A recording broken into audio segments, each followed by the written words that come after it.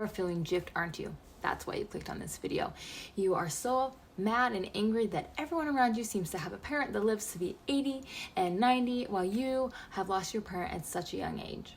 Trust me, I've been there. Let's talk about it. Hello, my name is Sarah and I lost my mom to early onset Alzheimer's, and man, was I angry and could not believe that my mom got sick when I was 19 years old and later passed away in my 20s.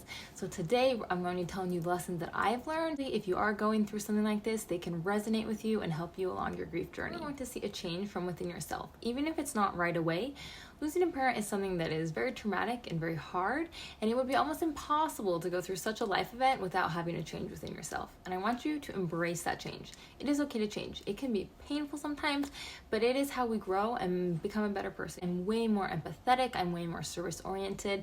Now when someone loses someone, I'm able to relate to them. I'm able to maybe talk to them about what they're going through and what I felt, and it just makes me have such a stronger bond with people and grief and just hard things in life. It also made me more of a tender person. Before my mom, I was a very strong-willed, overly blunt, for sometimes no good reason, sometimes rude person because I felt like my opinion had to be heard.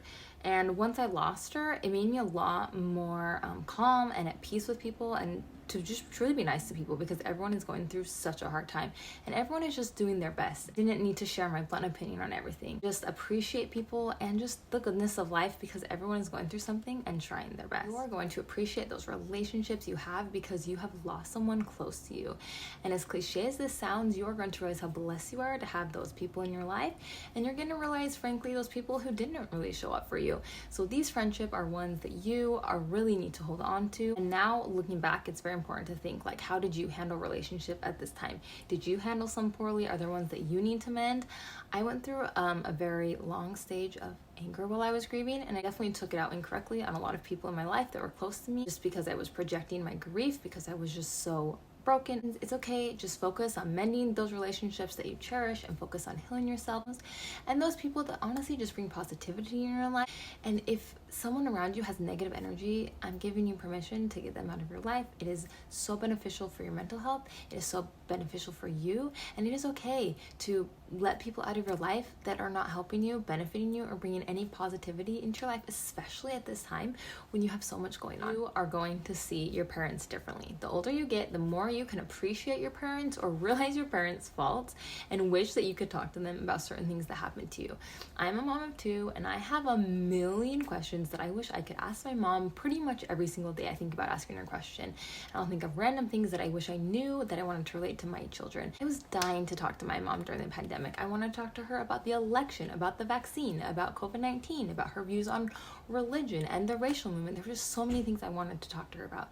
Even though I feel like I knew my mom pretty well, I would love to sit down and just talk to her. The older I get, the more I realize that your parents are just people, which sounds silly, people just trying their best, people that were just trying to make ends meet and just trying to give you the best life that they could provide for you and make you happy and healthy. We definitely take those little moments with our parents for granted, and when they're gone, we often think about all these things that we could ask them or all the things that they did for us that we cannot express to them. And that's something that I really struggled with when I became a mom of two and went through postpartum. I will be making a video about postpartum grief.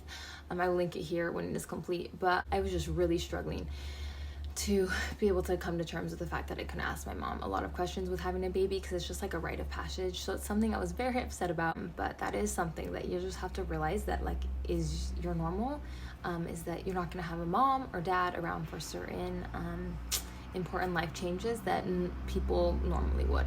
Give people in your life, especially your siblings, grace. Relationships after grieving can be really rocky because everyone is feeling so many emotions. There are going to be fights, there are going to be disagreements, there are going to be very bad arguments, but just remember the grief and the trauma that you all went through together to bond you together. The loved one that you lost does not want you all fighting and like trying to pick what you want and what they want and like just like teaming up on siblings. Like, your parent doesn't want that. Your parent just wants you to be happy, and at the end of the day, just try to remember that.